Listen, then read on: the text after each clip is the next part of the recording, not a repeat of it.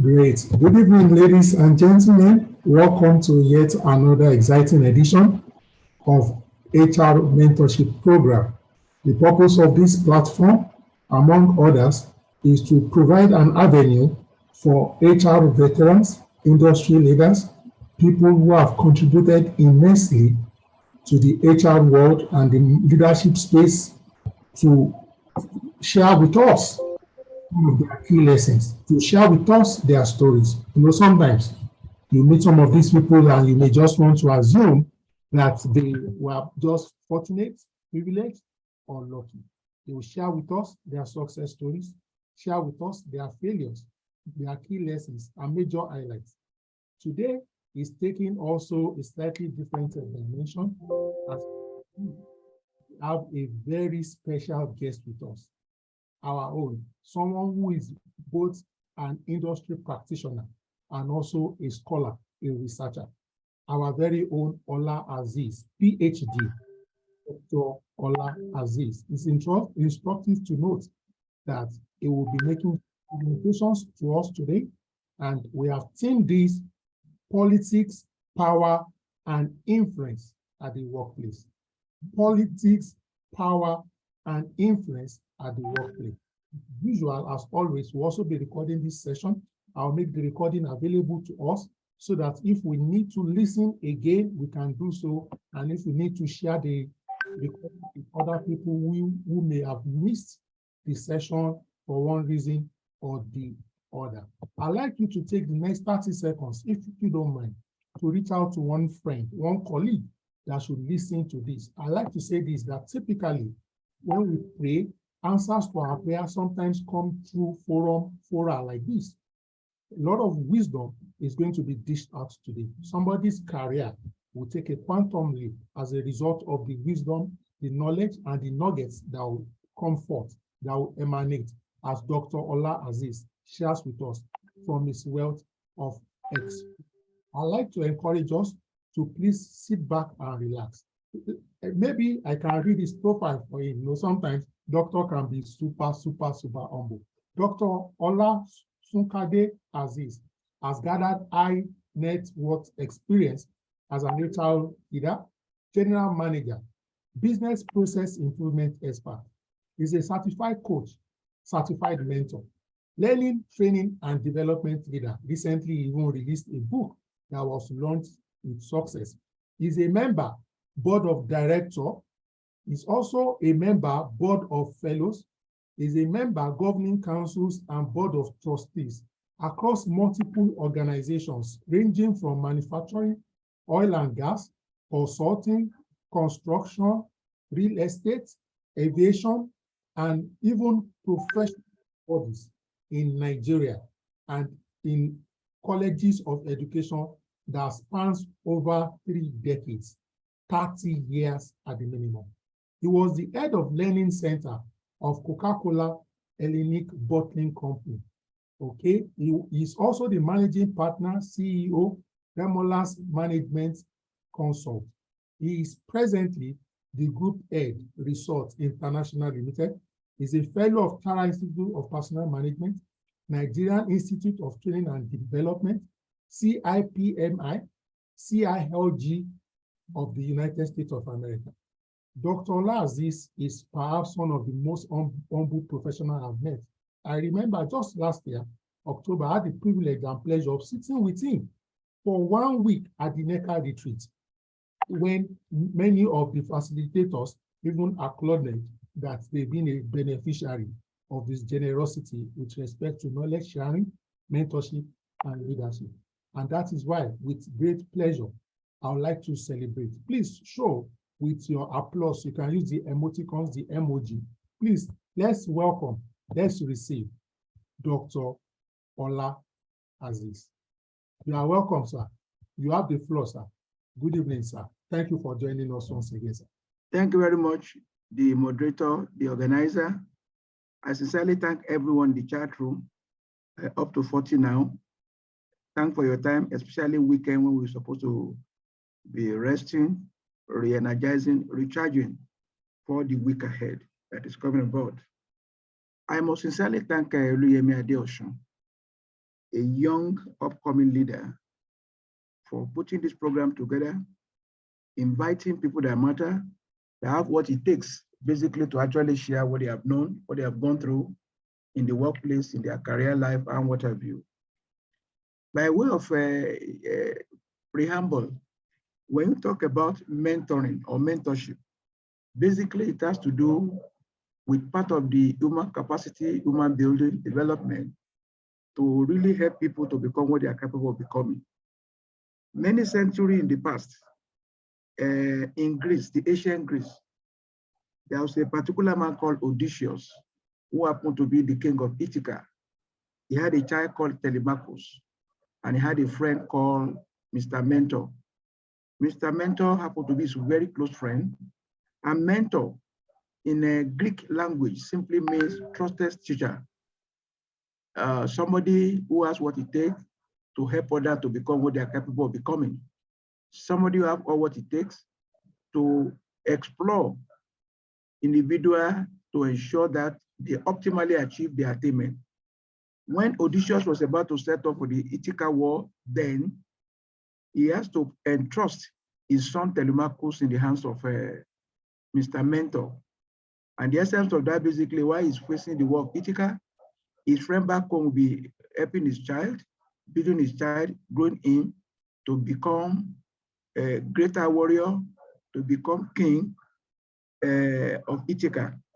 And the success of that particular mythology permeated and found its way into corporate world. And that is why mentoring today is all about people who have had the experience to really help others. What Oluyemi is doing today is also part of it. In other words, there's also what they now call reverse mentoring. That will be for another program. That's just by way of, when you're talking about mentoring. So what we are doing too is also part of journey into mentoring to assist people to become what they are capable of becoming. The topic this evening is, it has to do with, the topic is politics, power, and influence in the workplace. Politics, power in the workplace. And by way of disclaimer, I want to say that any example I cite in the process of my presentation, any name I use, any place, fact, figures, and or any other information that I use are typically hypothetical. I will not mean to castigate anybody. I will not mean to bring down any organization, as I'm going to share some experiences that I've actually encountered through my research work, through my personal experience, through what I've read, and of course, through experiential learning I've gotten through people. That will form part of it. And when we talk about politics in the workplace, you will agree with me that it's not all that very rampant as it used to be for the baby boomers. And for classification of generation, I want to say the baby boomers, those ones that were born between 1946, 60 and above, while generation X are those ones 65 to 80, and millennial 1981, 1995. Generation Z 1996 to 2010, and then generation Next 2011 and above. Ladies and gentlemen in the chat room, I must really let you know that why politics, why struggling for power, why people really want to get influence or exert influence in the workplace. There are many reasons for that, why people want to do that. But to start with, we can't do away with politics at home, in the church, in the mosque, in the community, workplace, larger society. And again, the other factor I want us to also premise our assumption on is that of concept of nature and nurture. We belong to different nature, we belong to different nurture that form our background. And whatever we do outside is a replication of what we are passed through in life, either through home from, religious influence, educational influence, and what have you. So I want us to actually have those in mind. Now, why are we here? There are 5 reasons why this particular session will satisfy. The first one is about identify organization architecture, goals, politics, power, and influence. The other one has to do with highlight the network of leadership and leaders in the workplace. And we're also going to enumerate the difference between self-serving and responsible leadership. Again, analyze the dynamic of politics, power, and influence in the workplace.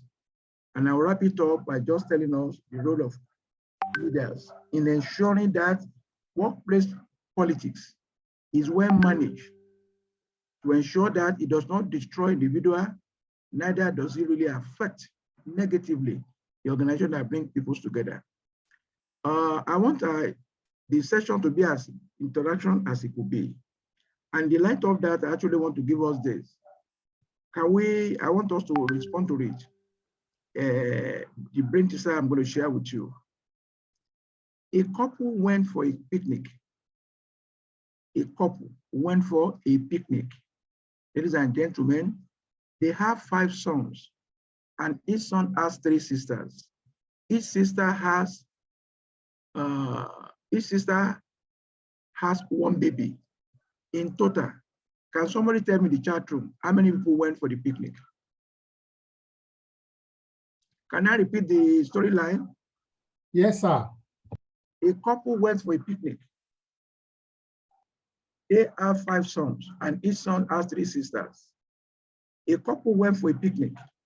They have 5 sons, and each son has 3 sisters. Each sister has 1 baby. In total, how many people went for the clinic? You can unmute so that you can actually contribute.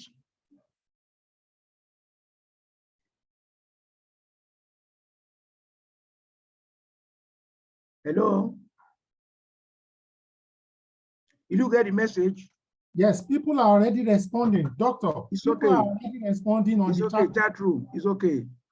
If you want, I can read. Okay, thank you. I wish we put a name there. Henry Adeleye 13, Adeaga Emilola 2, Rosary Nosike 2, Ibrahim Adeniji 13. More. I want more to come in. Paula Bola 20, Maureen Obo 11, Owolabi, it's okay. Odemumi Antonia 18. Mary, it's okay. Thank you. Continue contributing.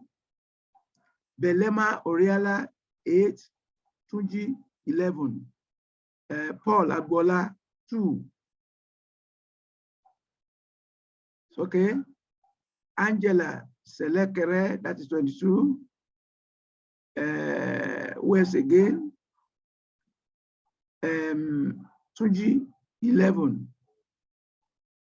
Antonia 18. Mrs. Kara 13. Joy 35.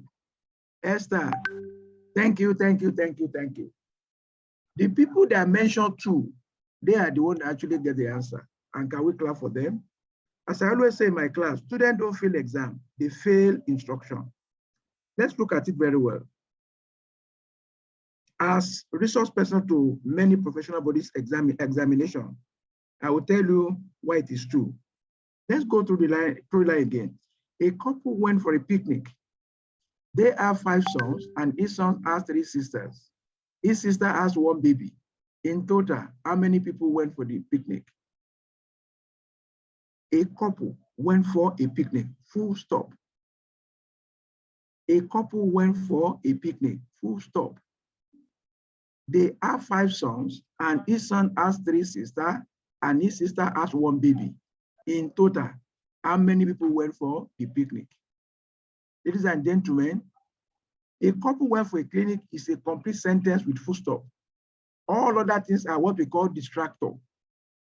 They are mere just distractor. And being distractor means that they didn't really form part of the main concern in the storyline and the brain teaser. I think people that got through, we need to give them a round of applause. Let me give them from here, or you can give them virtually. Thank you very much. Can we move on? Now, before we go on, I've already told you what we are going to gain. And as I said, I'm going to refer to some experiences. I'm also going to take you through some structure in form of slide that we are going to share together. Ladies and gentlemen, my role here shall be that of a captain that floats and fly the HR mentorship airline or aircraft, and we shall hover around 35,000 aeronautical miles above the sea level. Let's everybody put up your belt, safety belt, and from time to time you listen to instruction. We will land well, we will not land crash.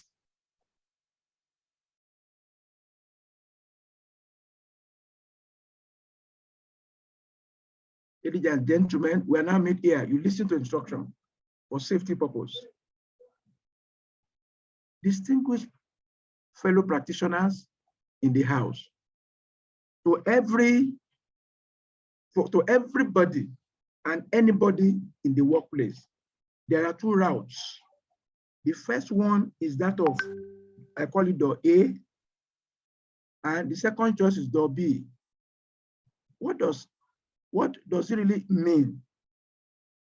Under door A is somebody who learn and move on, somebody who acts appropriately. He does not lean on anybody's power. He owns his job like the owner of the business.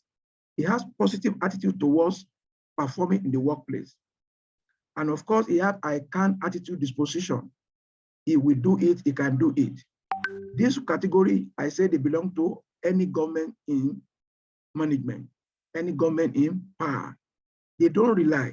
If A comes in and go, they still remain constant like Northern Star. They can perform, they can deliver without any undue favor or unmerited reward. Meanwhile, the second choice in the career path available to any other one to choose again is that of wait and lean on nothing but Godfather to survive. They have this position of, I can't do it. And they always have excuses, 1001 way why they cannot succeed in what they are doing. And they believe in blame game. They are blame game players. And they easily point fingers at people for their failure in whatever they do. Ladies and gentlemen, this particular session is not to teach us how to be political in the workplace. But in case we find ourselves in the web of politics and politicking in the workplace, this session will really help you to know how to navigate out of the murky water of workplace politics. And I'm going to show you some different symbols that depict the political activity and political action in the workplace. I'm going to show you that. Now, let me take you through what I call words on marble. Under words on marble, ladies and gentlemen, we come to this world with nothing. We struggle to get everything, and we end up not going with anything. And that is why everything in life is temporary. Everything in life is ephemeral. And that is why I say power is ephemeral. It's ephemeral, short-lived, and not permanent. Nothing is permanent. Even in those days when we talk about permanent secretary, nothing is permanent, nothing is permanent. And that's why we have to be very careful. Let me also cite another example on the word of marble that has to do with Lord Acton's very popular, very popular quotes in the power permutation, power acquisition, power utilization, power balancing, and power in his own entity. And what did he say? Lord Acton said, all power tends to corrupt, and absolute power corrupts absolutely. How did it come about? From the historical hindsight, Lord Acton happened to be an historian, a moralist, and he expressed this opinion to the Lord Bishop Marshall Mandel, creating in the year 1887. All power tends to corrupt, and absolute power corrupts absolutely. As I said earlier on, power permeates across all human endeavor. The larger political space, our home, our offices, social, spiritual, community, and what have you. And of course, let me now show you some, it's okay. I put here a healthy democracy requires a decent society. A healthy democracy requires a decent society. It requires that we are honorable, generous, tolerant, and respectful. That's by Charles Pickering. Let me now show you different images that depict politics, politicking, and what may actually be the outcome of it. So I'm going to show you different. See this one, self-defensive, offensive, and defensive. You see the man hiding his knife. You see the woman hiding his gun, a pistol. Offensive. If you offend me, I'm going to defend myself. I defend myself against your offensive act. That is one. Number two, rumor mongering, rumor milling. Oh, have you heard that A has done this, B has done that, and they make a Danladi said that against you when you were not there? I could recollect in one of the places where I worked. Anytime we are going to the head office from the branch, the head of the branch always feel concerned. What are we going to do in the branch? They will ensure that they satisfy us to go there through our logistics support. They give a driver, they give whatever. Because by the time you come back, you have to tell them the latest gist at the head office to confirm that their position is secured, to ensure that they are not found wanting by the power that be at the head office. The next one,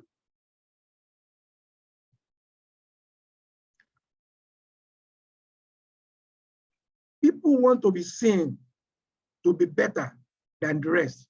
They want to be numero uno, first among equal. They want to see the little thing they do.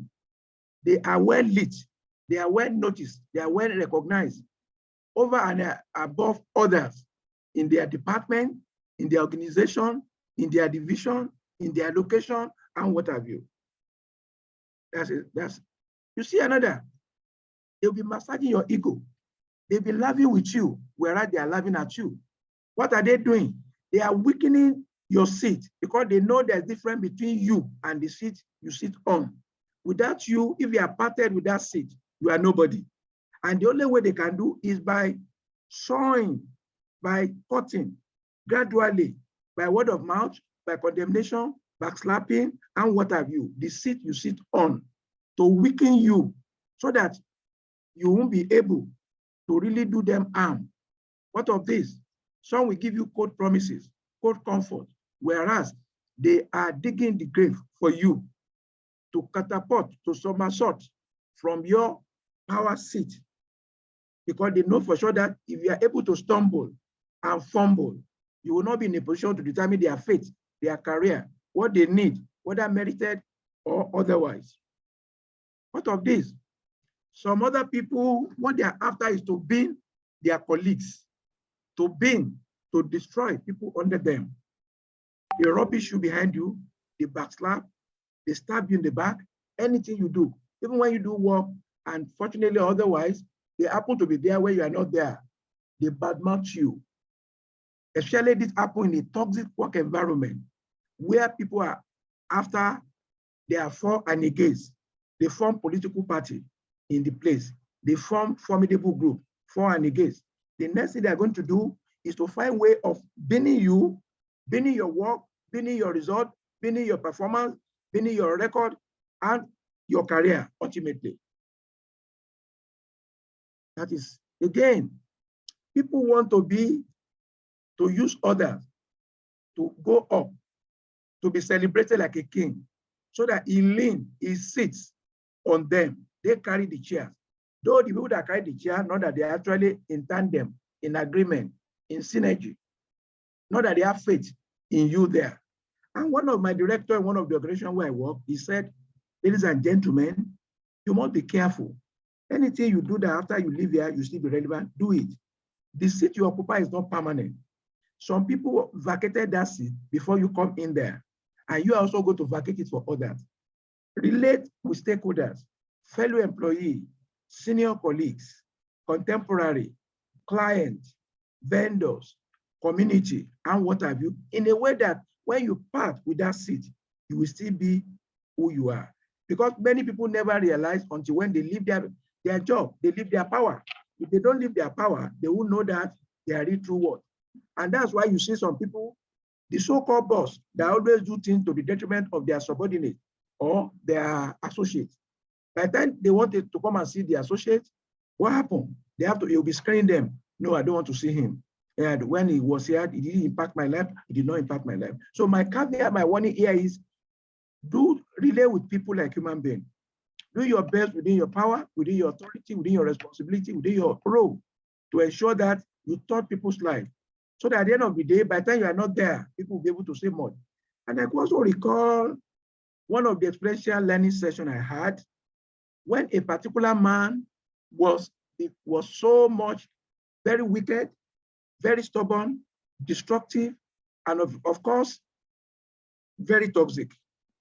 Eventually, when he retired, one of his children asked us to come and some of the people he destroyed, he injured. Let me use those words. When he was on seat, when he was in power, happened to be at the panel of interviewers. Rather than pay him back with his negative, with his destructive tendency that he demonstrated, that guy did well, his child did well at the interview. And they all told him that when you reach home, when you reach your dad, tell him you met A, B, C, D at the panel. Lo and behold, when that child reached home and he told his child to forget about the job. They are bad, they are not good. But eventually they got the guy. So what am I trying to say? It's not always good to actually pay back bad with bad, evil with evil. But you agree with me that that particular manager has, if he has conscience, he must have been pricking him. So you see this one too, anything you want to do is ready to fight back. Ladies and gentlemen, let me now go into definition of some of the words that I'm going to use in the course of this knowledge sharing session. The first one is politics. I will define them within the context of this presentation. I know you know, if not better, but let's just try to have an assumption that we are going to prime our understanding on so that subsequently, anything I say can make meaning, can make impact, and at the same time, we can actually understand it better. When we say politics, it's all about pursuance or pursuit of interest, either personal or organization, to further an individual goal, overarching goal in the workplace, in this context. What is power? Power is the ability to exert influence, to be able to accomplish a desire that ordinarily you may not be able to if you don't have that particular authority, you don't have that power in the workplace.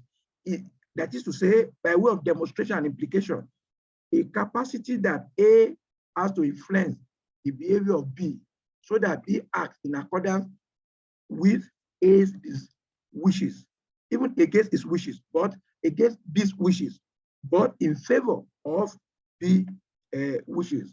What of influence? That is the outcome of an attempt to change someone's behavior or attitude towards accomplishing predetermined goal or self or organization interest or goal. What of organization politics? Ladies and gentlemen in the chat room, the process of using a formal or informal network to gain power or exert influence to accomplish tasks to meet an organization or person's wants, needs, or desire is exactly what I mean there. Ladies and gentlemen in the chat room, you will also agree with me that I said now that we have I've been able to define politics, power, influence, which I call PPI, are intertwined and mutually inclusive. They are not mutually exclusive. You need one to do the other. If you don't have power, you play politics to get power. You exercise power to exert influence.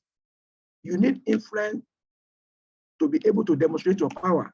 You need politics to acquire power and influence. So that's why I say they are intertwined. They are mutually inclusive and they are not mutually exclusive. Please, if there's any concern in the chat room, please put it there. I'll be stopping from time to time. Let's now go into the power, the story behind the power, and of course, origin of politics. Historically, dated back 1520, politics meant nothing but science of government, the act of governance, the act of managing resources for people, the act of exerting power to manage power on behalf of the state, on behalf of the people, to make states to really take care and meet people at their point of need. In French, that is France, the French means politico, which in the 14th century, which comes from Latin word politicus, of citizen or the state, politics of the state, and of course the Latin that it means politicos. The Latin word comes from the Greek politicos, and what does it mean? Of citizen, pertaining to public life, pertaining to public life. The Greek on his own, they look at it as polites. Polites means citizen or city state is policies. Again, I'm still going further. Politics refer to a set of activity associated with the governance of a country or management of an organization, of a society, of a community that make up people. It involves making decisions that apply to members of a group. It involves making decisions that apply to members of a group. Now, let's now go back home to the topic of the day. Office politics become the influencing of action and politics and policies instituted or controlled by management. In business environment, some attempt to wield influence result in negative behavior. Now have a broader meaning as shrewd, tactful, wise, even clever, tactful to the point of deception. Ladies and gentlemen, as HR practitioners, some of us are HR practitioners, I want to appeal to us that anywhere we work, we must ensure that we get the buy-in of management to articulate, to evolve, to enact, or to ensure that we formulate policy. Where there is no policy, politicking become the order of the day for people to attain power, for people to exert influence, for people to get what they don't merit or otherwise. Let's now look at organization. When we talk about workplace basically has to do with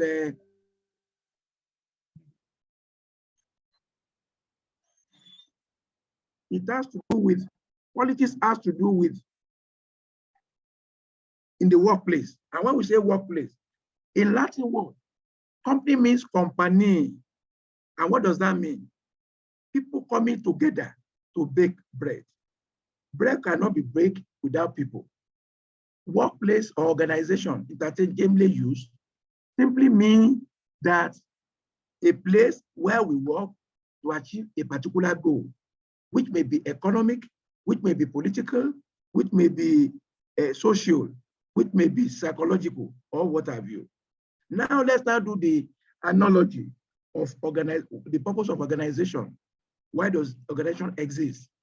You will agree with me in the chat room that organizations are made up of different individuals. They come together to achieve a particular goal in mind. They come together.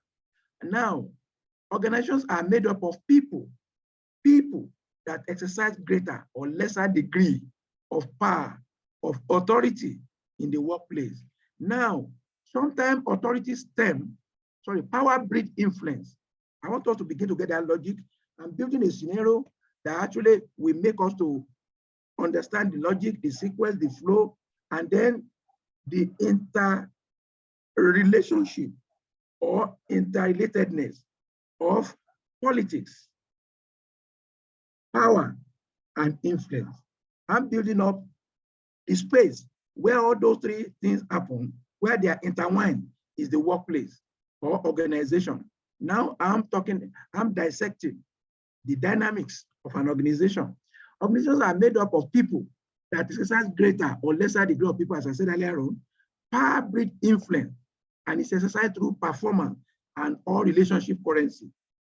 I'm going to show you a clip, if time permits, on performance currency and relationship currency.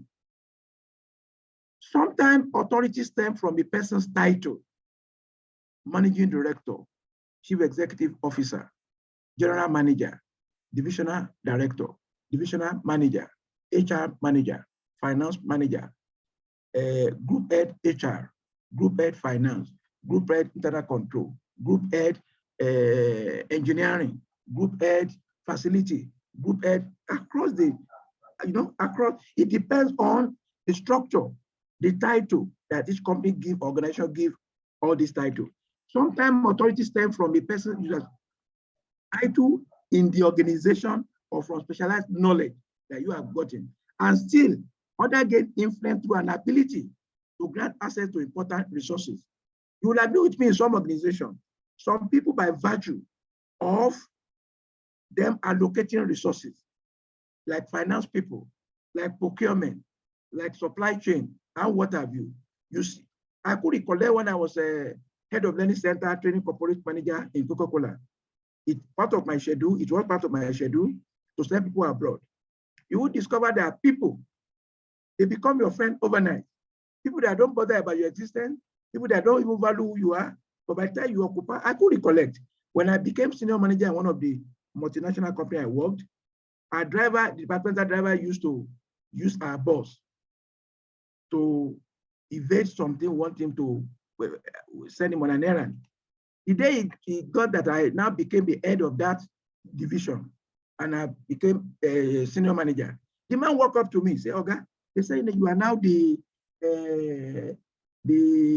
our Oga Pata Oga at the top." I say, "I don't know what you are talking about," because I know where he was going. As soon as he was able to, he now prostrated. By prostrating somebody you don't recognize before, now you are prostrating, going to the level. He doesn't have power, he doesn't have resources, but he now explore on what I call emotional tactics, right? So that I will say, oh, this one is loyal to me, or this one is not loyal to me. Ladies and gentlemen, that is wrong. People use what they have to get what they need. It could be through moral suasion, it will be through coercion, it will be through different things that people actually use tactics to get what they need. That is about organization, purpose of existence. Now, let's now talk about organization political architecture. Ladies and gentlemen, organizations are established to establish the purpose. It could be economic, it could be non-economic, it could be social, it could be political, it could be what have you. But most organizations, either service providing in the public service, NGO, or for profit in the private sector of the economy, employers expect more output. Please, I want you to continue to look at the logic, the sequence, where politics begin now to permeate gradually, and where it becomes inevitable to play politics.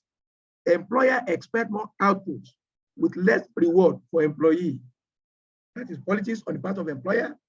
Whereas, meanwhile, employee expect more reward with less input. Employer expect more for less. Employee expect more with less. Then there's also limited resources in supply, desire and availability. No organization can provide the needs of every employee. So the little one is available. People will struggle. People want to use power. They want to connect the power. And that is why people that are in position of power, they need to really be careful. Many people will use them to get what they want. But others are watching the way they are deciding, the way they are allocating, the way they are exerting favor, merited or otherwise, on people. And as organization leader, we must be wary and be careful not to be dissuaded by political, tribal, religion, ethnicity, or what have you in the workplace. We must be constant like Northern Star. We must be fair, and there must be parity and equity. Because you will go before the law of equity, must go with an open hand. Not only open hand, but open mind. So that is just that. I'm still continue. Leaders in business exert power and influence over their people, under their authority, under their tutelage in the workplace. I talk about individual differences. We are product of different nature and different nurture. Somebody with a certain background where they have to do some dirty politics, when they reach workplace, they feel that's life, and that's the best and better way to get things done. But people that believe in systemic, policy-driven, and what have you, who want to. So when two of them are now meeting, there will now be individual difference that may cause, that may lead, that may trigger political behavior on who get more, who get higher than the other through manipulation, through undue influence, by patronizing. Again, the pursuit of individual agenda and self-interest in an organization without due regard to the effect of the organization today, tomorrow, can also trigger political behavior, political architecture in the workplace. Ladies and gentlemen, I hope we are together in the house. I hope I'm not boring us, please. Hello? We are together, sir. We are together. Thank you. Thank you. Sir. 4 people are waiting in the waiting room. Please kindly admit them. Most business. Now we are going further. Let's talk about the dynamic of politics or political power in the workplace. Most businesses or most people, business people, view office politics as comprising negative workplace behavior, such as favoritism, backstabbing, avoidance, cronyism, and self-interest. That was the word of Miller, not mine, dated back 2013. This behavior can manifest in different ways that has to do with power and status. One, those who have power, they already acquire and they already occupy the power. Those who want it, who want power at all costs. Those who do not want to be hurt by it. They are not interested in power, struggle. They are not interested in hodling. They are not interested in being toxic, but they want to be protected. They need protection in the workplace, that their career cannot be truncated, that their appointment cannot be terminated, that their rewards could be adequately and fairly and equitably rewarded. That's another category. Other category, most people take a defensive position when it comes to office politics. They want to survive what they perceive to be the action of aggressor, where they feel there are some aggressor. I work in an organization that I can say is Toxic Nigeria PLC, a one location organization. But the politics there went viral or is viral, more than 30, 40, 100, 500 locations. Is for me, my way or highway, my own or not anybody. Office politics, again, office politics does not have to be a contest with winners and losers, but it does require what Isaiah are calling positive political savvy. Positive political sagacity is very important in the workplace. We're still going on. Let me now take you to the workplace politics more. And what are the things we are expecting, or what are the things that are always on the shelf for sale, for bargaining, for borrowing, for tutelage, for pupillage, for adoption, so that they can survive. They can have guaranteed career. Their career cannot be short-circuited. What will you see there? Scandal, scandalization. What do you see there? Backstabbing. If you see him, it is the way he behaves. Don't trust him. When he say good morning, you have to look at your time. And even not only time, your wristwatch, your handset time might not be correct. You need to pull off your window blind to ensure that there is a congruence, there is a alignment of the real weather, the timing, and what your regulator, that's your handset or your wristwatch. What of lie? Some are pathological liars. They don't think about it before they say it. Some are spy. They'll be laughing with you whereas they are laughing at you. All you do, they multiply it exponentially to their principal, who is after you, who want to get rid of you, who see you as a threat, who see you as a blocker in the workplace. Sometimes they do trade-off. They tell you one thing to elicit more information. And when they have 5, they multiply by 5 to make it 25 to whoever they are, whatever it is. What of vengeance? Bible says vengeance of the Lord. No. Some people want to ensure that they revenge on whatever you do. What of allies? What of enemies? My enemy should be your enemy. For you to prefer my enemy, it means that you are my enemy. Those are the things. Again, all these things are in the workplace politics moral. Politics moral. Those are the things you can expect in there, ladies and gentlemen. And for us to ensure that we are not caught in the web of dirty politics, in a toxic work environment, we need to be mindful, sensitive, and sensible, the way and manner we talk to people, the way and manner we relate to colleagues, to senior, to associate, and what have you. Are we together in the chat room? Now, Yes. let's now look at the phases of power in action. As I said, politics might not necessarily be negative. I once worked with a director. He can, when it comes to expenses, no matter how reasonable, he has spent time to cut so that they say he manages. And again, there's difference between cut costs and managing costs. When you manage costs, you let people see the reasonability of what you are doing. And by the time they are coming to you, they are coming to you with sincerity. But when you cut costs, you are telling people, you are calling them cheap, and they will do more of that, and they will beat you at it. I could recollect that particular person I'm talking about. When an item costs 10 naira, they call it, they say they will make it 25 naira. By the time the man costs, he will call to 20 naira. Who loses? The organization loses. The issue of mistrust, the trust become this of the whatever. And that is why I said we need to be very careful, not to make things to be negative. Then the area of positive, I also once worked with a boss who are out of station, somewhere in the east. This man also got anything, but as soon as his girlfriend is around in the office, the PA, the personal assistant, we always call managers. Oh, do you have any paper to sign with Mr. Ademeka Danladi? He's in a good mood, though. His motivator is around. His charger is there. He's actually charging him and recharging him. Before you know it, you see people running.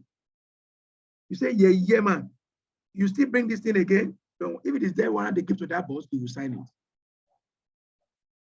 Now, let's see the positive side of workplace politics. We can use it for leading.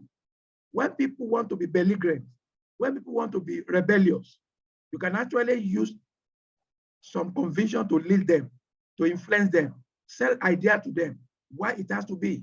You persuade them through moral suasion to get things done. The other aspect where people utilize power maximally, it could be through coercing. They coerce people to bend down to what they want people to do, whether they like it or not. Forcing, hurting, they can open their mouth and say anything to hurt your feeling. And because of that, people always want to avoid them from hurting them so that their ego will not be deflated or crushing. They see them as bulldozer. If you cross their way, it's either their way or highway. If you cross their way, they cross you along the way.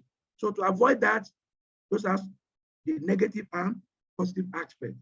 Let's not try to look at each of these 3 items: power, authority, influence, and what have you. Get someone to do something, as I said earlier on. I think I can go over that. Influence is the outcome of an attempt to change someone's behavior. Power, again, means by which influence and politics is the pursuit. Now, the concept of power has a negative connotation and is frequently associated with abuse. Individuals wanting or needing power are often labeled authoritarian, dictators, duplicitous, and narcissists. They call them different names in the workplace. Now, we have different consequences of power. The power we get through experts, we call it expert power. You see people, they will commit to that particular person. Today, I think I can say I fit into that. Because I think you know that I can offer you a little thing. That is why I'm getting your commitment. The time you are spending here now could have been spent elsewhere, could have been spent on another thing. But because you want to, and that now leads to reference power. And reference power are what are religious leaders, the Pope of this world, the General Overseer of this world, the Imam of this world, the Grand Cadi of this world, and what have you. Then legitimate. That is what our political class, whether they occupy legitimately or otherwise, they elicit what I call compliance. If you don't comply with them, they take you through the law of the land. They take you through the law of the organization. Then reward power. Because I don't want a denier, I must ensure that my key performance indicator, I surpass it so that the organization will be complying in giving me what I deserve and not deny me. Then coercive. Armed robber that enter a house has power. It does not have authority. There's difference between power and authority. Authority has legitimacy. Power may not be legitimate. Gun power, fire power is what Boko Haram are using, is what armed robbers are using, is what terror are using to unleash terrorism, to abduct individual, is coercive. Power of gun, when you hear bah, bah, bah, you have no choice than to submit willingly, whether you like it or not. You've got to submit.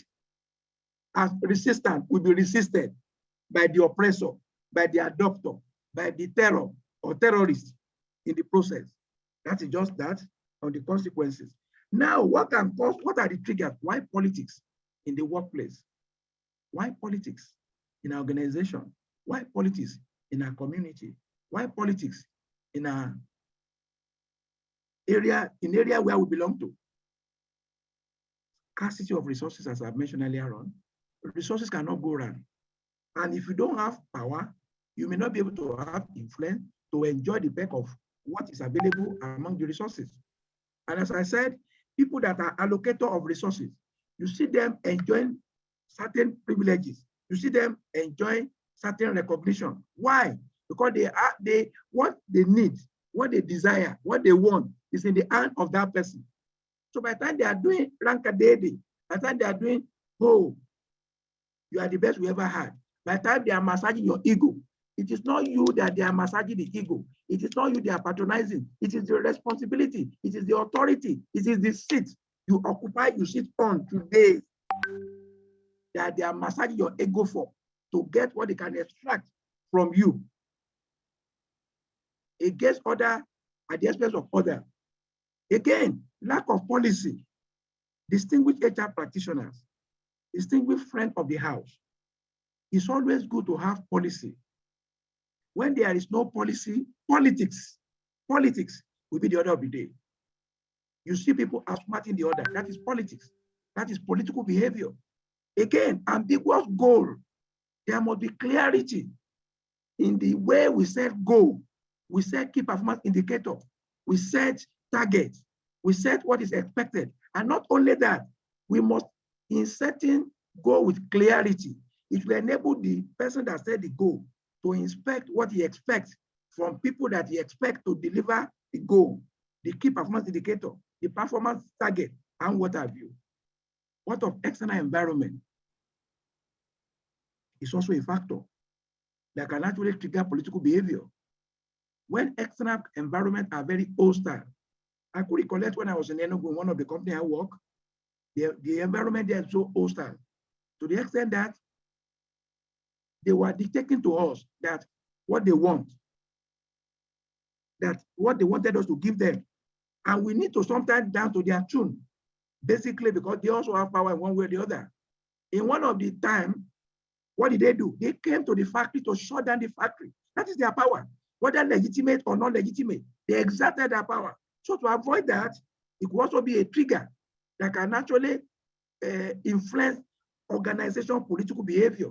So our CSR, corporate social responsibility, tilted towards their side to be able to mitigate the untoward consequence of their action that can actually disrupt our operation that will not really be in our own interest. At a point, we even needed to involve a governor of the state. The governor has to come around to warn the community that though they are saying that company is their own NNPC, NUPC, that is their own whatever, but at the end of the day, they must allow us to operate. They must allow us to contribute towards the state because we pay taxes, we pay development levy, and what have you. It's a trigger, whether we like it or not. They are part of the stakeholders. And of course, not only that, they are also part of the people that really contributed towards our being there as an organization. What of organizational change? Today, we're in the new normal. In the days of old, when there was no COVID-19, COVID-19 has come around, ravaged the whole world, and has changed our life, changed our style, organization, and what have you. Today, many organizations that actually know what they are doing, they have what they call sinking fund. Nobody pray for it in the next 100 years. But what if it happens? We have no choice but to be sensitive. It's a trigger. It's political. And it triggers political behavior in the workplace. What of loss for power? I must get it. People go to the extent of funny, unprintable practices that one should not be mentioned here, all because they want power, so that they can exercise what I call discretionary authority. What of organizational culture? The way we behave here. It's either you bend, it's either you agree with us, or we consume you. Psychological factor. The people we are dealing with in the organization, they are psychological beings. They have feeling, they have emotion. And of course, we need to ensure that things that will lead to psychological war in the workplace is actually being discouraged, not to trigger things that we may not really bargain for. Now, the next question is it possible for organizations to use politics strategically? Yes, it is possible. It is possible. And of course, why is it possible? One, to overcome employee inadequacy. Let me give you another example. In the course of my career, there was a particular person, he didn't go to school as such. He has hands-on. This guy is a technical person in the engineering department. He's a fabricator. He can fabricate any aspect of the machine. You don't need to go to Germany to get any part. Give him a part, give him a sample. He will draw it and then he will fabricate it.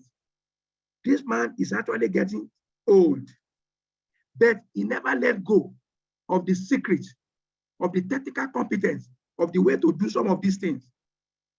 And what do? What do? They talked to him. He still was a little bit evasive. Some of the machine we have, we went back to this manufacturer in Germany, and they taught about 10 people how to fabricate. At the end of the day, when these people came back, they know how to do it better than that guy. We have to ease him out of the system when he due for retirement. He wasn't frustrated so that we look like as if we are not really a responsible organization. We overcome inadequacy. Because when he goes, you can't allow vacuum to exist. Company is going concern. It has to continue going. Then to cope with change. As I said earlier on, in those days, when you want to cross road, you look left, you look right. What do? You take a step and then you cross. But today, before you cross road, you have to look up. There is no aeroplane coming down on your head. You look left, right. There is no abductor, or there is no Boko Haram pursuing you. You look left, you look back. No irate Okada man is chasing you. So why? That is the change. That's the new normal we find ourselves. It's either we change or we are changed to avoid being consumed by the hostility and the new normal we are into. We must, ensure that we use positive political behavior to do what? To articulate, to ensure that we go along with the change. We can't afford to walk, to run, to swim against the tsunami of time. Otherwise, we'll be relegated. We become extinct and we go into extinction. Again, to substitute formal authority. It's not every time formal authority works. Sometimes you need to cajole people. Sometimes you need to let people seriously and what have you. You could use it. Again, you can also use to ensure that the Darwinian way is all about getting results without actually spoiling the show. What of the way we execute decision and also the way we ensure that full debate. In full debate, I could recall Babangida. Babangida knew what he wanted to do all the time. He would just say to the media, yeah, there's this conference, there's that conference. At the end of the day, you know what he's doing. But he engaged people. Engaging people is political. Is to ensure that, because they say when there's involvement, when there's engagement, there'll be commitment. Commitment is a product of engagement. Engagement elicits commitment in the workplace or outside of the workplace. Let's now look at the dynamic of politics. Is it for self-serving or for self-service organization? In getting this done, I say power, politics, and leadership in the workplace can be exercised in either way, either self-serving for individual, for their own personal aggrandizement, or responsible for the community, for the organization.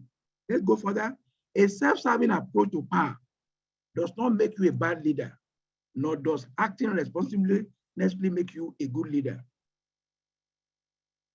I used to listen to a radio station in here in Lagos, FM 29, 92.9. And what they normally say, they say, if you are doing good, you have enemy. If you are doing bad, you have friend. So meaning that there is nothing that happens that will not take side. Taking side is political, ladies and gentlemen. Some people see things differently. It's like when you write 6, it depends on the location where you are. So some people is 6, to other people is 9. And that is why when we are making decisions, we must be political savvy and we must exercise political sagacity. And not only that, we must also be ensured that we allow elastic thinking, no rigidity, no mechanical way of getting things done.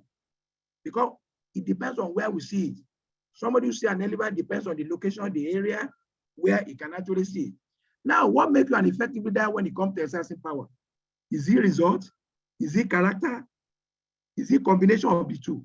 How will you weigh them equally? Or will you place more weight on results more than character? As you ponder this question, consider the tale of 2 leaders. One is self-serving, the other example of a responsible approach to power. In anything we do, we must ensure that we have balance in our judgment.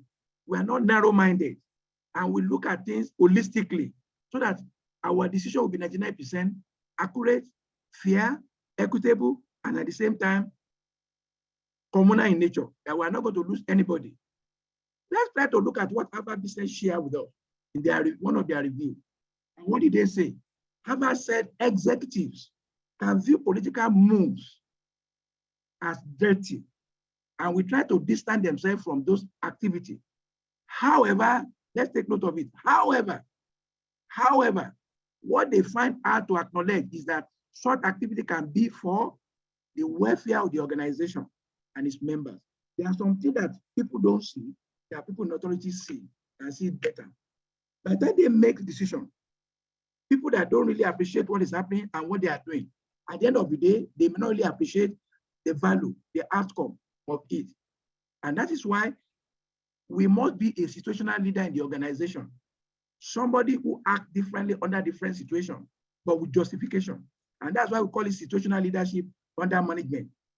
That there is nothing unequal, like treating equal people equally under different situations.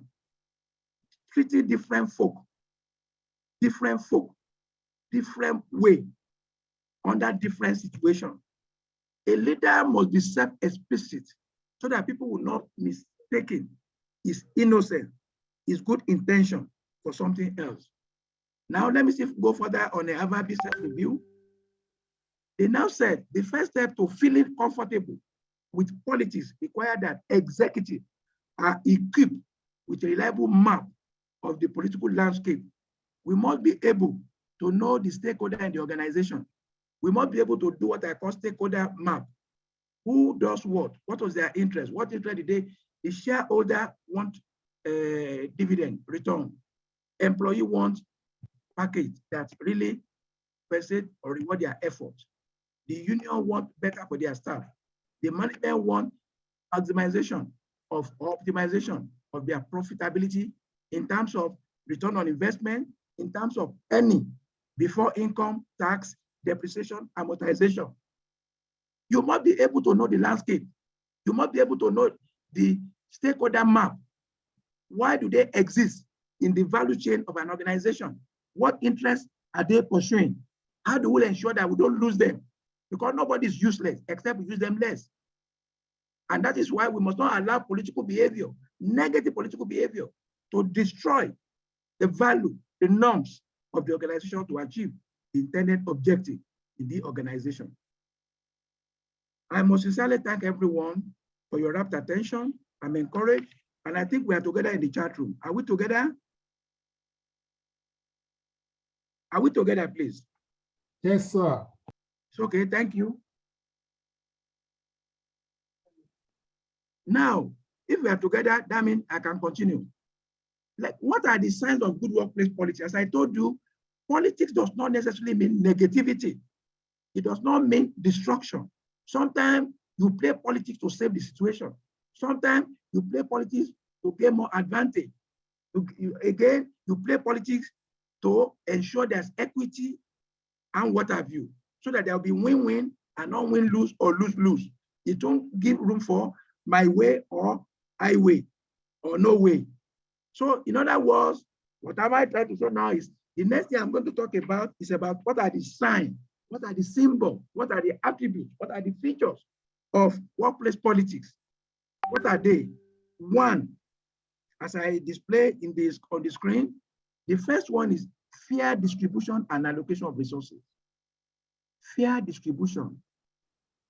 When we are bringing in new people into the society, into the organization, their contract must be respected. We must not overpromise and under-deliver or never deliver. We must not. Then fair allocation of opportunity. People must not be unjustly abandoned because of their belief, because of their religion, because of their creed or ethnicity, or what group they belong to. No, there must be fair. Fair is fair. Let it be fair. It's very important. When management are not fair, then it leads to people helping themselves. It leads to self-help.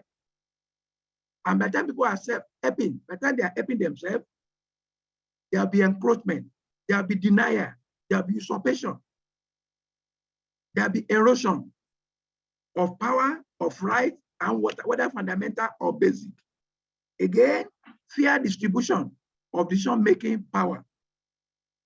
At the meeting, we call COBRA, Corporate Organizational Boundary Reinforcing Alignment. I'm an expert and certified on it abroad.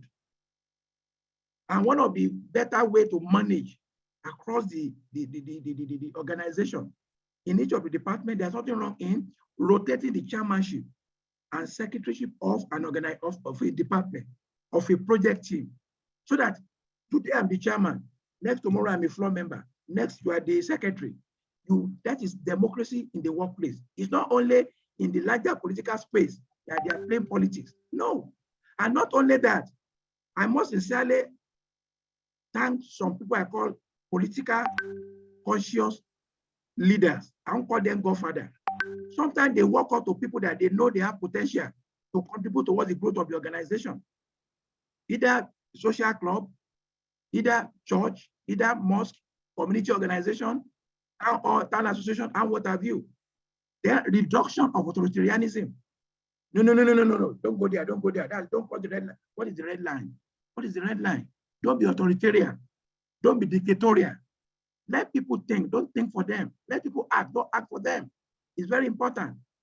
We should also make workplace to be helpful. Allow people to express their desire. Let them cry what they need to cry. Let them laugh what they need to laugh. Even Bible told us that there's time for everything. Time to laugh, time to cry, time to sow, time to reap, time to harvest. Let the environment, the ambience be welcoming. Don't be a dictatorial. Don't say do what as I say, as I do. No, that's a bad leadership. Organization must encourage people and must help people so that the weak will not be consumed by the powerful, and the powerful will not, upgrade to semi-god in the workplace, in the organization, in the club, in the association.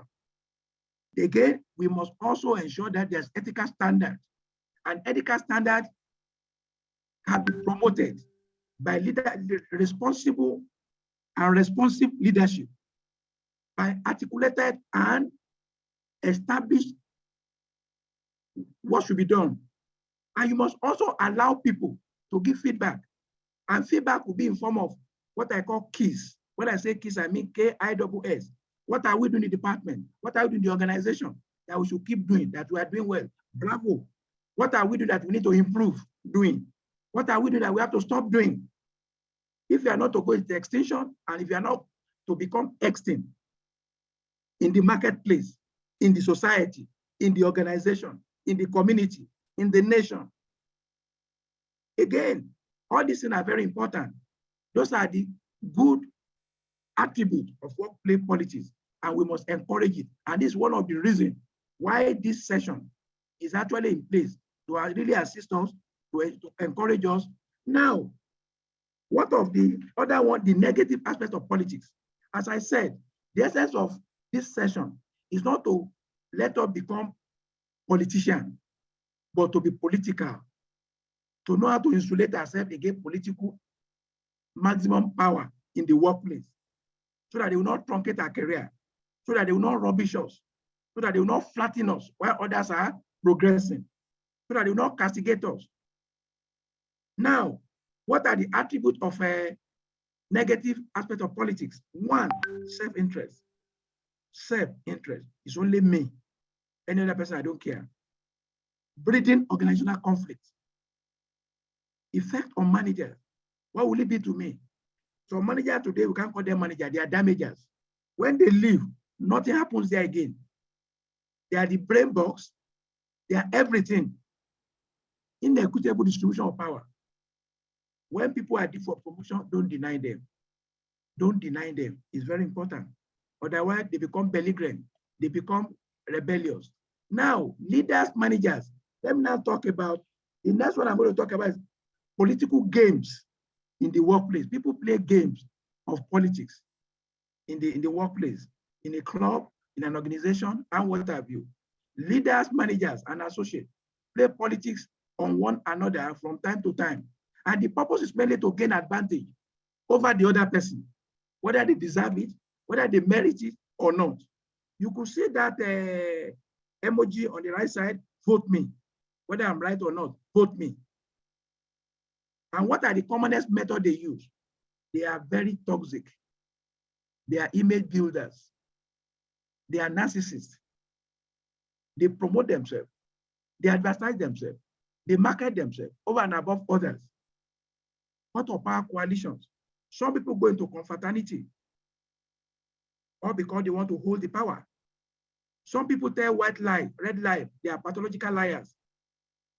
Some people move close to the power base so that they can manipulate the power to the detriment of people that are not in their category, to the detriment of people that don't believe in them, to the detriment of people that are doing well. In some organizations, where the power base is weak, where the authority is weak, the organization has problem.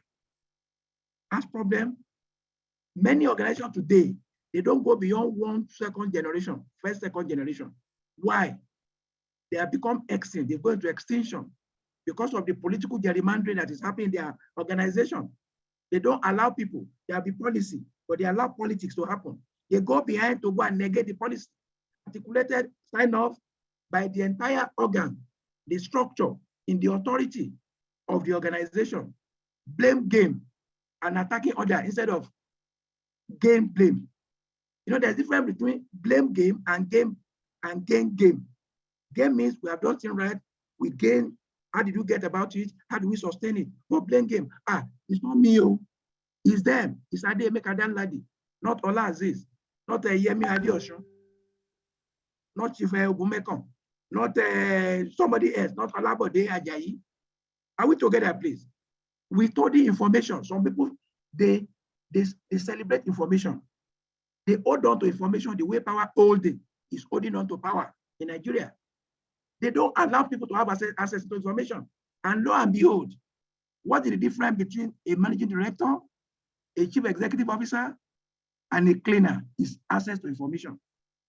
Disconnect CEO from having access on sales, on revenue, on HR, on a supply chain, on engineering, on what have you, and now empower a cleaner to have that access unrestricted. MD will be useless. The so-called cleaner will become useful. So it's part of it. Again, maneuverability. Some people, they are good at making noise to the power. They tell power what power want to hear, whether to the advantage or destruction of the power. And if the power, and that is why anybody in power must not trust anybody, including himself. And they must also develop and upgrade their knowledge. Knowledge become very, very obsolete in minutes, in seconds. Unlike in those days, that knowledge are not whatever. So I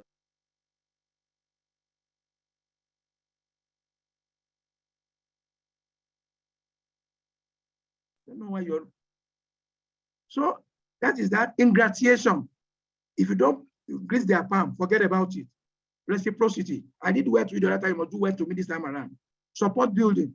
They are building empire by giving unmerited, undeserved support to other people. All this go a long way to do what? To indicate political games in the workplace. Let's now talk, how do you get in on the game so that you will not be consumed? I work in an organization. I spent almost 10 years on a row, not because I was not up to the task, not all because I wasn't adding value, but because I didn't belong. But if God so loved me, that He gave me the opportunity that somebody who knew me, who valued me, ended up being a leader. Now took me from trusted condition and situation, elevated me, because people that passed through me ended up being my manager, ended up being my leader. But what did I do? I did not, because of that, condemn myself. So gentlemen and ladies in the chat room, don't condemn yourself. No matter how toxic an environment is, I want you to take this as advice, as a piece of advice. Time don't last, tougher people do. Tough time don't last, tougher people do. When things became hot, you should become hotter or colder to mitigate, to neutralize the heat that may be disturbing your life. That is just that there. Now, the next one I'm going to talk about is, how do we now get on in the organization? Yoruba says, honor. You cannot just say, because things are saying, you live here, you live there. Who say where you have left or where you are going? You are not going to meet tougher challenge, tougher political behavior, tougher toxicity, where you are going to go. How are we now going to contain and not curtail? How are we going to accommodate to ensure that we are not consumed in the political web of an organization? One, you spend time to network. Your net worth is a function of your networking. You will agree with me. Talk to people. Be good to people. Appear well. Appear very well. Always be happy. Happiness is personal to you. Don't let anybody take it away from you. Actively work to reduce tension and make others comfortable. In fact, when help is not solicited and you see somebody in a precarious situation, lend hand to them, reach out to help them. By doing that, you are actually building support for yourself. Work on your communication skill, the way you talk, how you talk, when you talk. Sometimes it is wisdom not to talk. Sometimes it is foolhardy not to talk. So you need balancing. When to talk, how to talk, when not to talk, what to talk, who to talk to, how do you talk to, who, the content. And by the time you are talking, you must be able to ensure that you communicate. Some people talk, but they don't communicate. Some communicate, they don't connect. And how do you get that? Tell them what you want to tell them. Tell them what you have told them. Tell them what you intend to tell them. Mean what you say what you mean. And most importantly, always get feedback from people above you, from your contemporary, and people below you. There is nothing I do. My public appearance, I always go to people I say a significant other. How did I behave? How did I present? How did you see my courage? Am I doing well? Is there any area I can do well? Area I can keep doing? Area I can improve doing? Area I can stop doing? Area I can start doing? And what have you? Why did I do that? I did that so that next appearance, next opportunity, I'll be better than the way I appear the other time. It's very, very important. Again, connect with others beyond your work group. Like when we have training, don't sit down near a person that you know. Explore new avenue. Extend your frontier so that politically your network will increase to improve your net worth. Don't be invisible to your bosses. Sometimes when they are doing social events, naming ceremony, marriage, wedding ceremony, and what have you, be there, be visible.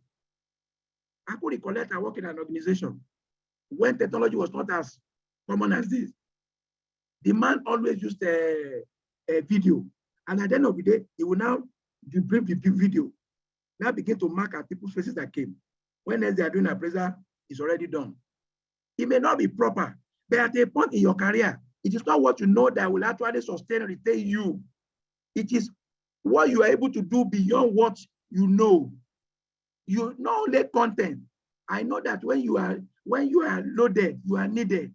But again, who you are, what you are you relating with people that matter? The right people in the workplace. It's very impossible. I mean, very, very important. Be visible to your bosses. Let them see you as aligning with them. Don't let them see you as a rebellious person or as a rebel. Tell them what you accomplish isn't bragging. Say it in a humble way. I must sincerely thank you, sir. For instance, I just occupy a coveted role in a club setting. I know who prompted me. And anything I do, I always tell the person. I always thank the person. It's like a father.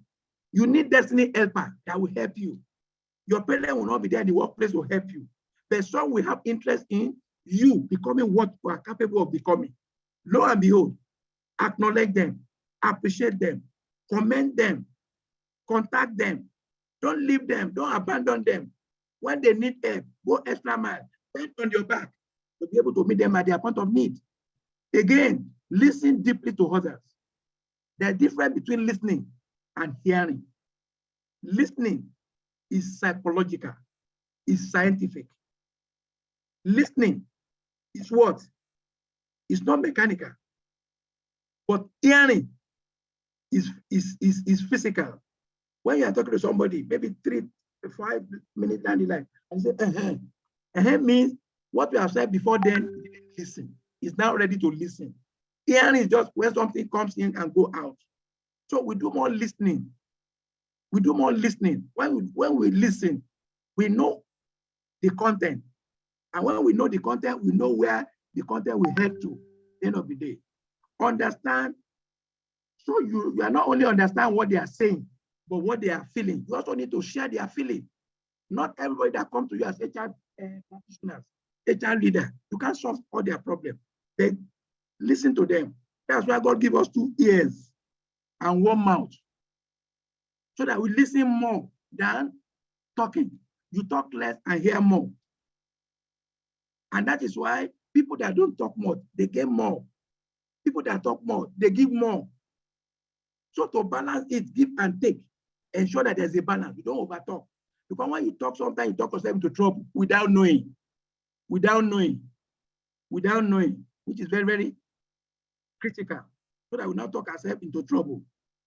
Now, let me just take you through this little framework to know whether a particular behavior, political behavior, is ethical or not ethical. Ethical is what is acceptable, what is normal, right? Let me take you through just one question. Question one, is the actions somebody put up motivated by self-serving interests, which exclude the goal of the organization? Is it only for me? If it is yes, it's unethical because you are not the only entity in the organization.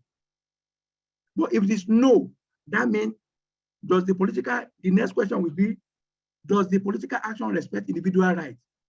If it is no, gentlemen and ladies, it's ethical. If it is yes, it leads us to the next question. Is the political activity fair and equitable? If it is yes, it's ethical. If it is no, it's unethical. Unethical, we should do away with it. Ethical thing is the reason why society exists, balancing in judgment, in action, in output, in reward, in input, in anything we do is very, very important. Ladies and gentlemen, our plane is landing. We're about to round up. Fasten your belt. We're in a safe environment. You've been listening to the pilot and co-pilots, and of course, you see what also in the house. Thank you. We are landing. Now, how do we now maintain or manage political behavior to the advantage of everybody, including individual and organization? We must maintain open communication.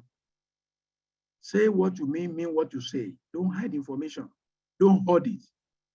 If you have 10 people in your team, let 10 people share information equally, equitably, so that they can understand it together. They can mean what you say, you can say what you mean. Right? Again, you must clarify performance expectation. Let them know what they are to achieve. 10% of last year, more than last year, 5% more than last year. If it is something you can quantify, you let them know. Give me 300 million in quarter one. Give me 500 million mid-year. Give me 1 billion. Give me 10 billion. Why? So that the person will put all his effort, all his energy, all his action, all his intent, all his purposes towards where you expect of him. And again, it also helps you to inspect what you expect from the person. So at the end of the day, there won't be any surprise. You clarify it. Don't be like somebody in my village. They're about to pound their yam as their dinner. And the mama say, anywhere I put the yam, put it. You remove the pieces of boiled yam to the mortar, and the child was obediently handing it. The second one, the third one, the 10th one. Along the line, he wanted to see whether that yam will actually give me drawing a pounded yam. What did he do? He put it inside his mouth. And rule number one is, please do what I say. And what did the child do? He pounded the chamber mouth of the mother. Because there was no outside clause. There was no say, if things are not clear to you, ask me. So there must not be ambiguity. Again, use participative management. Don't do bam bam moyo. Let people feel sense of belonging. Don't let anybody say they are more privileged. They are august boys, they are august lady. No, be open. Behave like a parental manager. Allow them to participate. Allow them to exert themselves. Allow them to perform. Allow them to, harness their potential to the fullest, so that at the end of the day, you won't lose anybody. Encourage cooperation. It's very important among work groups. Encourage cooperation. Encourage collaboration. Encourage synergy. Manage scarce resources prudently. Provide supportive organizational climate is very, very important. Ladies and gentlemen, we're about to go. Now, how do we now ensure that we have quality leadership and leaders that can engender less political behavior, less negative? It can't be zero, less negative. One, we must ensure that the roles and responsibilities of individuals are well spelled out in the job description, in their key performance indicator, in their manifest, in anything that has to do with a guideline. It could be their manual, it could be anything. You should be able to. Number two, let there be transparent. Avoid partiality. Be a responsible and responsive parent manager and parent the staff in a way and manner that will give you the best of results. Fairness is fairness. If you're unfair to one, you are fair to all. Be fair to everybody. And fairness leads to reward. In your reward, there must be equity. There must be parity. Somebody in HR with a scope of job, similar volume, similar responsibility, must earn the same thing in another department. Don't say because you are in HR, you are the one distributing the resources. You are the allocator of resources, of reward, and you now over reward your people. People are watching you. And as I said, where policy is not strictly adhered to, or where policy is lacking, politics will be the order of the day. People will resort to self-help. They want to help themselves when you cannot help them, when the organization cannot help them, when the leaders have failed.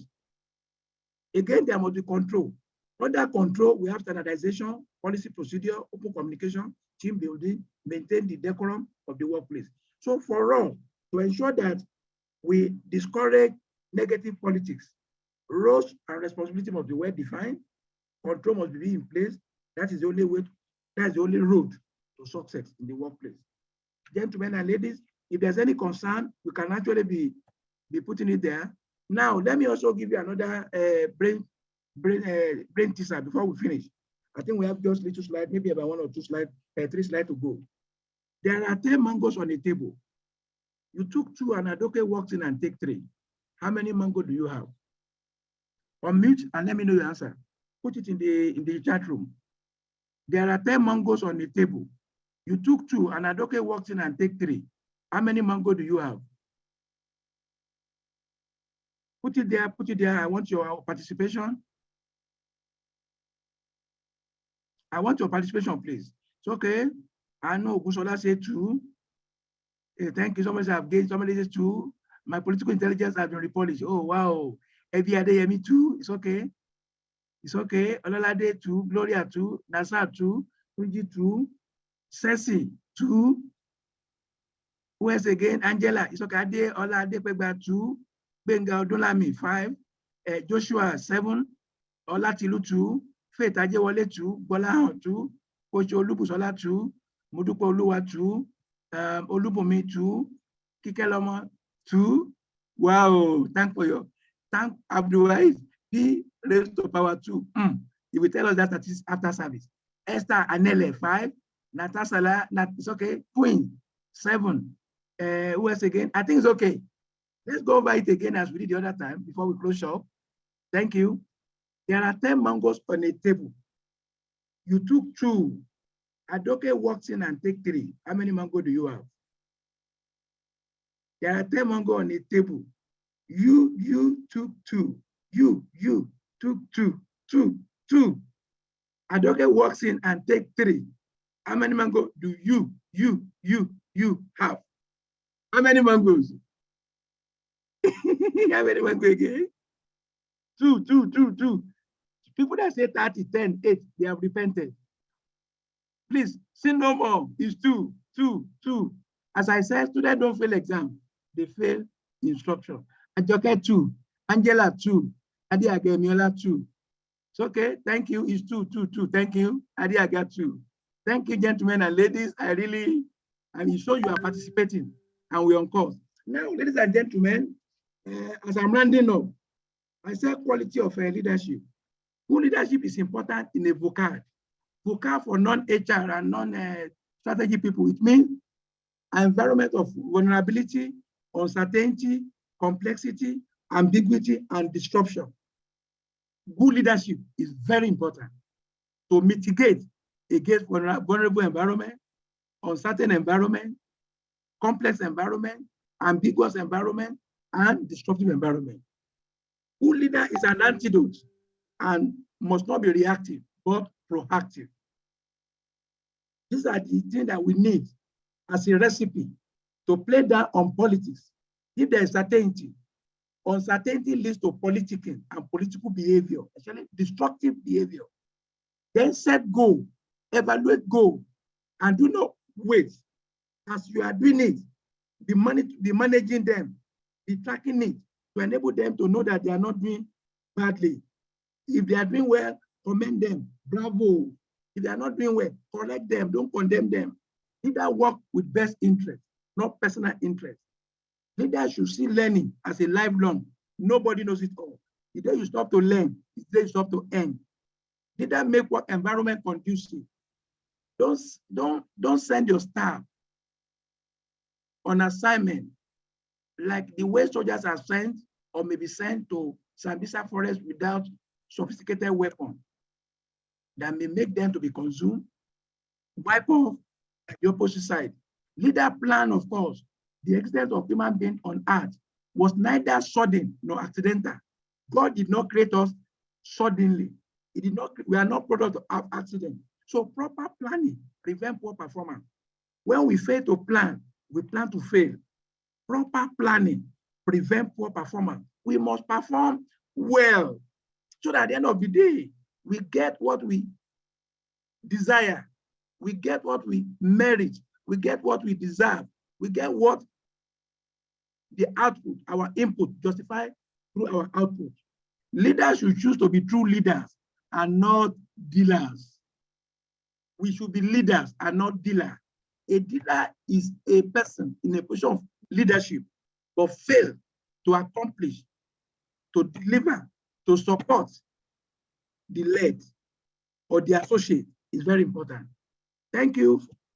Again, let me now play a clip, just 5 minutes a clip on, we don't need to play politics. Our job, if you recollect what I said earlier on, when I talk about route A, route B in our choice of career,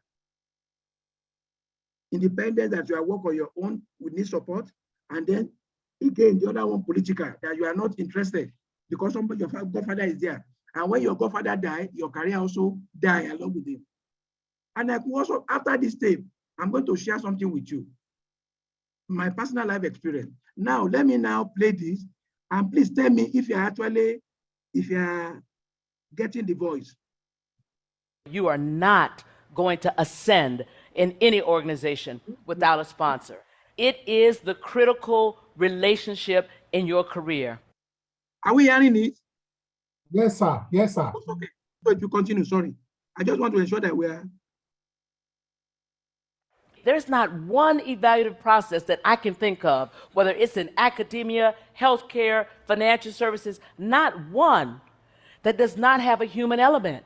There is a measure of subjectivity in who is presenting your case, in what they say, and how they interpret any objective data that you might have. You need to make sure that that person who is speaking, that sponsor, has your best interests at heart and has the power to get it, whatever it is for you, to get it done behind closed doors. Well, how do you get a sponsor? There are two types of currency in any environment: performance currency and relationship currency. And performance currency is the currency that is generated by your delivering that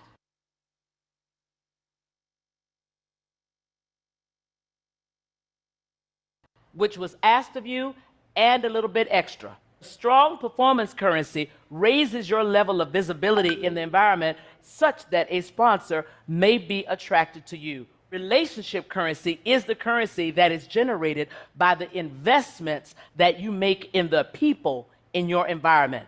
You cannot ask someone to use their hard-earned, personal, influential currency on your behalf if you've never had any interaction with them.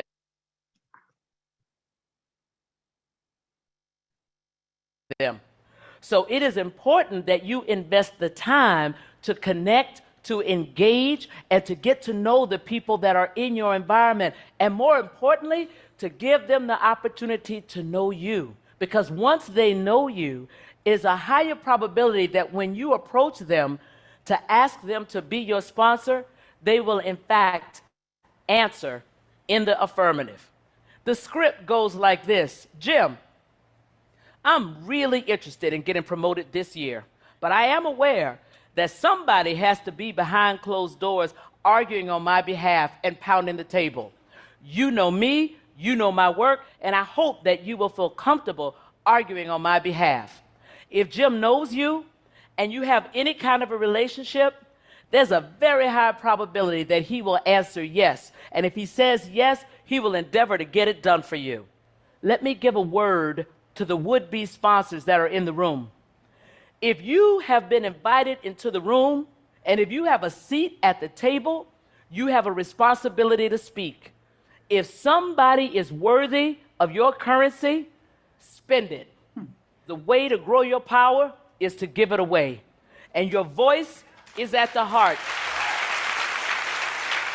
And your voice is at the heart of your power. Use it. Thank you very much. Thank you very much. You could see two things are very important in that clip, right? He didn't talk about politics. He talked about hand-holding. Somebody is here in this room who is like my sponsor. I just got a portfolio officer in a highly elite club in Lagos State, right? The person happened to be my sponsor, not my political godfather, no. But two things work for me. I've worked in other sections of the club. I've worked in other committee of council, and they saw what I'm able to do. Even without me even patronizing or without even me soliciting, it happens to me. Ladies and gentlemen, two things that are very important: performance currency and relationship currency. And that's always tell the talent, the high flyer. High flyer can have a limited fly. Why? If they don't have relationship. You need to combine your performance currency with your relationship currency. When you do both together, sky is the beginning of your stardom in career. And that's why we also need to pray to have a destiny helper who will recognize, who will notice what we are doing and ensure we are adequately rewarded. There are three things that I actually want us to look at. We must be impeccable with our word. Speak with integrity. Say only what you mean. Avoid using the word to speak against yourself or to gossip about others. Use the power of your word in the direction of truth and love, not otherwise. Don't take anything personally. Nothing others do is because of you. What others say and do is a projection of their own perception, of their own reality, so that of their own dream. When you are immune to the option and action of others, you won't be the victim of needless suffering. Ladies and gentlemen, so that there won't be victim mentality. And again, don't make assumptions, sweeping generalization.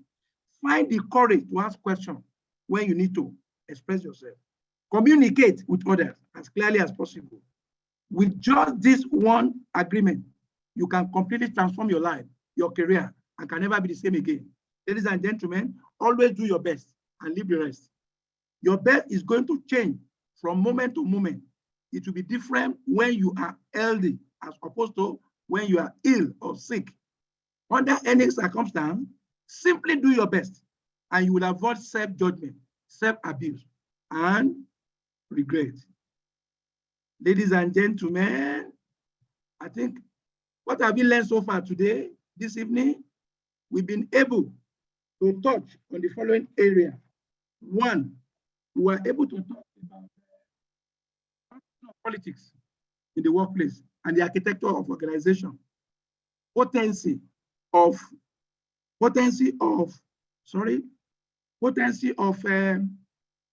power, influence, in the workplace. And then meeting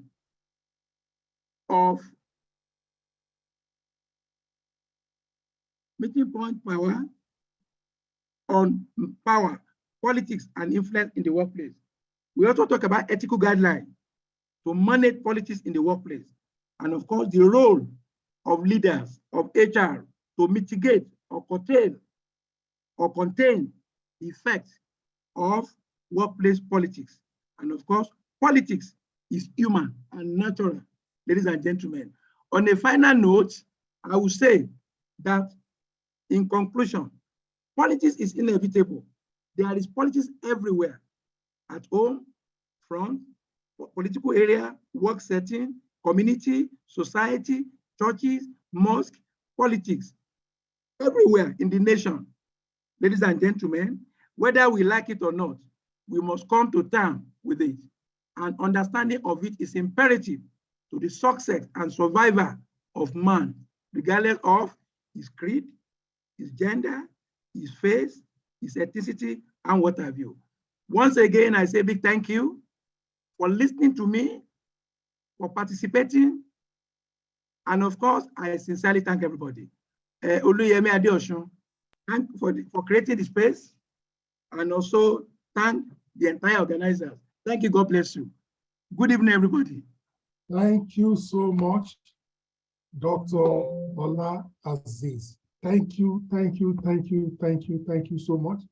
His contacts are showing right now. It may be in your interest to note down his contacts. You may want to reach out to him for consultancy. Please do not hesitate. You will get full value for his time and his services. You may also want to ask him a question. I don't know if we can take one or two compelling questions. Our time is fast spent. Do we have one or two compelling questions? We may just be able to take it. And you can quickly type the question quickly. Let us see. And Babatunde, your hands are up. Babatunde, okay, thank you very much. Thank you. Yes, thank you very much, Yemi. Dr. Ola Azeez, thank you for not holding back your wealth of knowledge. I'm not surprised, and you know why. My question is very simple. Okay. The woman who didn't listen to instruction and got her mouth pounded, what happened to her eventually? That's my question. You didn't finish that story. Just imagine. Thank you, sir. very Just much, imagine. sir. Yes, sir. Hey, somebody said, Dr. Azeez, it was really a blessed Saturday evening for me. You capped the rightly well. Wow. Thanks to the organizer and the lecturer. May God Almighty be with you. Thank you. Blessing Jane, quickly, your question. Yeah, good evening, Dr. Ola Azeez. I don't have a question. I just wanted to tell you that you're incredible. You are amazing. Jeez, you are a talented public speaker. It's not just about teaching. It's about touching the roots of our emotions, our being, our pulse. Jeez. No, keep it up, sir. You're amazing. Thank you. Incredible. You, thank you so much. Thank you so much. Yeah, thank you, bless you. Okay, thank you so much. The proverb says, Dr. Joy, thank you. Mr. Chief Ogumekon, thank you. That's a big father for me in the Lagos Country Club. Thank you. He's always following me. It shall be well with you. Joy has a question. He raises up her hand. Okay, Joy, Dr. Joy. She's a lecturer, senior lecturer in Unilag. I know her. Dr. Former colleague in Joy, you have the floor. You have the floor. My Oga, I want to say a very big thank you. Thank you. It's not just, I've learned from you right from my youth service days. I appreciate you. You're a great lecturer. You are a great lecturer, and as your student, I would say whoever has not sat under you should come and sit under you again and again and again and again. And organizations should be looking out for you, sir, at every time, because you are an incredible person. You have the knowledge, you have the skills. And I want to use this medium like I do anytime I have opportunity to celebrate you, to say thank you for helping me to grow this far. Thank you for carrying me along to places that you go to. God bless you, sir. God bless you, sir. God bless you, sir. Tunji said he gained more than watching football this evening. Thank you, Tunji. What's your team? You didn't tell us your team.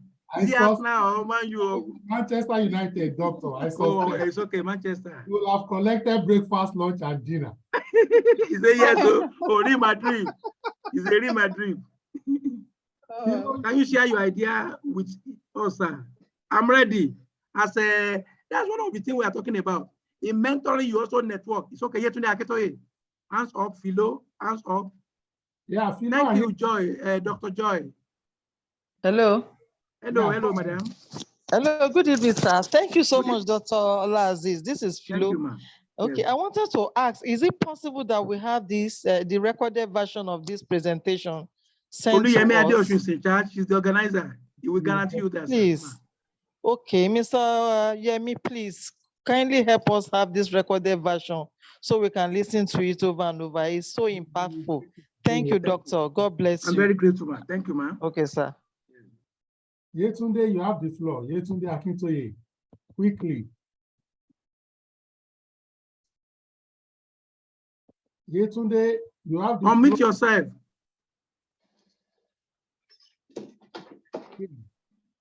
Queen, thank you, Madam Queen. Those are my guys in the aviation sector. Thank you. God bless you. Oli, how are you? Okay. Oli Azeez, that's my brother. How are you? Thank you for the support. Tomorrow, we have another bumper package. The first executive that will be sharing this great platform will be speaking 7 p.m. She'll be sharing her HR journey, breaking the glass ceiling. Of course,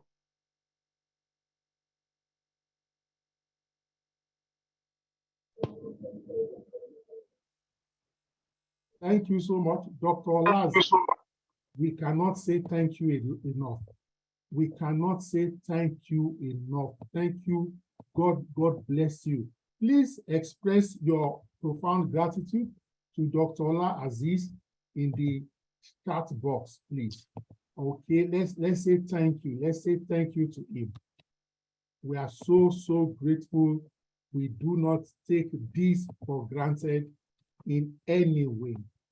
Thank you for coming. Thank you for networking. People still feel free. We'll be switching off this platform by 9 p.m. We will leave it on for a few minutes. So you want to network, you want to private chat people, like they say, you want to shoot your shot. I'm playing one song already for Doctor, just to say thank you. Thank you, thank you. Yemi, thank you. God bless you all. Thanks for your time. I'm happy it wasn't a wasted time. Thank you so much. Thank you. God bless you. Okay, blessing us. God bless you. Yes, sir. Thank you, sir. Thank you, sir. Thank you for thank today. Thank you so much, Thank you, sir. Thank you, sir. Thank you so much, Thank sir. you very much. Thank you, very Thank you, impactful. God boss. bless you, sir. God bless everyone. Thank you, Thank sir. you, doctor. Yes, sir. Thank you. Thank you, Thank sir. you, doctor. Thank you. Thank you, Thank sir. Nice connecting with you again. I was really impacted today. Thank you so much. Who is that? Bless you, sir. Yes, sir. Who is that? My name is Dayo. Oh, Dayo, how are you? Very well, thank you. Thank you. You're always awesome. Thank you. Thank you very much. Thank you. God bless you, sir. Azeez, well done. Thank you. Azeez, this thank you very much. Okay. We appreciate. Abdulwahid, well done. Thank you. You're always awesome, doctor. Yeah. Thank you very much, sir. Thank you, doctor.